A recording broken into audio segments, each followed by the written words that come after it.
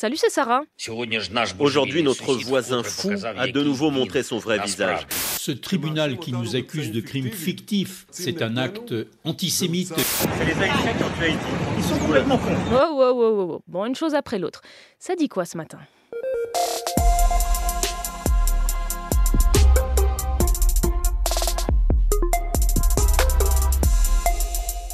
C'était vraiment différent d'habitude. C'était plein d'explosions en même temps. Cette habitante de Dnipro en Ukraine raconte ce qu'elle a vécu à l'arrivée d'un missile russe hypersonique hier sur sa ville. Un missile lancé en réponse aux frappes ukrainiennes de ces derniers jours avec des armes américaines et britanniques. 2 blessés, pas de dégâts majeurs, mais tout le monde est d'accord, c'est une escalade dans le conflit. Vladimir Poutine a clairement voulu lancer un message. Nous nous considérons en droit d'utiliser nos armes contre les installations militaires des pays qui autorisent l'utilisation de leurs armes contre nos installations.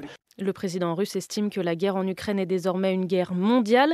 Volodymyr Zelensky demande aux pays occidentaux de réagir. Et pour les États-Unis, l'escalade à chaque étape vient de la Russie. Viens voir où ça va barder. Je ne veux pas savoir. Oui, c'est un peu ça, mais selon la Maison-Blanche, rien n'indique que la Russie s'apprêterait à utiliser une arme nucléaire. Un autre signal envoyé hier, cette fois par la Cour pénale internationale. Elle a émis des mandats d'arrêt contre le Premier ministre israélien Benjamin Netanyahou, son ancien ministre de la Défense Yoav Gallant et le chef de la branche armée du Hamas, Mohamed Deif, pour crimes de guerre et crimes contre l'humanité. Tu l'as entendu en tout début d'épisode, pour Benjamin Netanyahou, c'est un acte antisémite.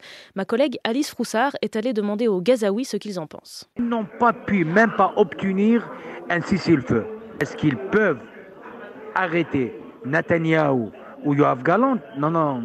En effet, rien n'est fait puisque Israël n'a pas ratifié le traité de la CPI.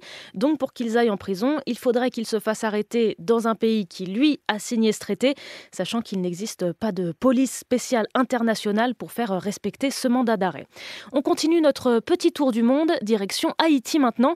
Et la grosse déclat du jour est signée Emmanuel Macron. C'est les Haïtiens qui ont tué Haïti en laissant le narcotrafic. Et là, ce qu'ils ont fait, le Premier ministre était super. Je l'ai défendu, ils l'ont viré.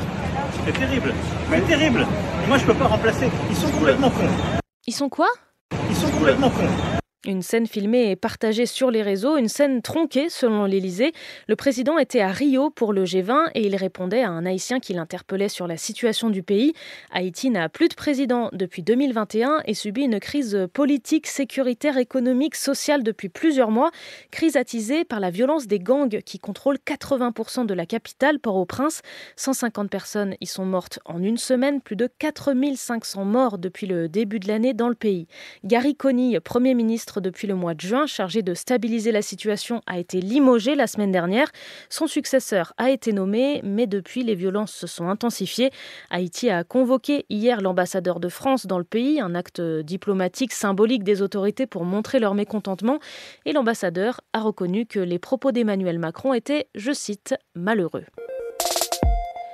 Sinon, en 2024, on entend toujours ça.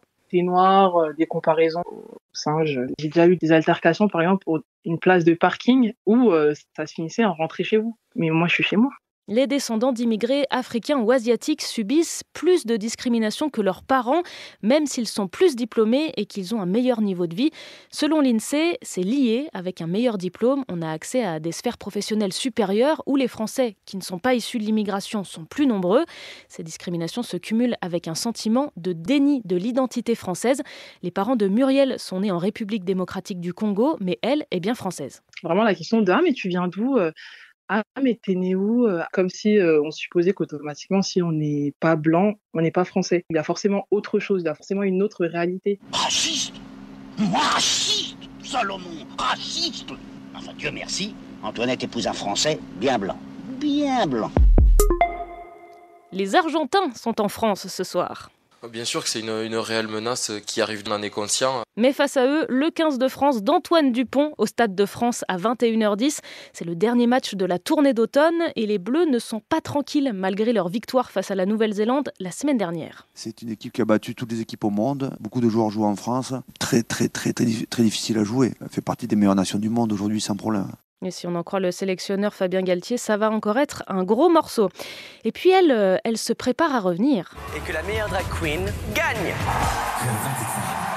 La prochaine saison de Drag Race France sera une saison All Stars. On ne connaît pas encore le casting, mais France Télévisions nous annonce des reines iconiques des 3 premières saisons.